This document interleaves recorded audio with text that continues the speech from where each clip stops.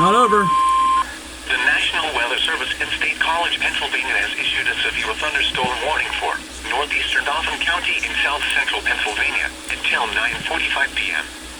At 8:55 p.m., a severe thunderstorm was located over Dehart Dam, moving north at 30 miles per hour. Hazard, 60 miles per hour with gusts and quarter-size hail. Source, radar indicated. Impact, hail damage to vehicles is expected. Expect wind damage to roofs, siding, and trees. Locations impacted include Lycans, Elizabethville, Klingerstown, Dehart Dam, Wiconisco, Grants, Berrysburg, Pillow and Enders. For your protection, move to an interior room on the lowest floor of a building.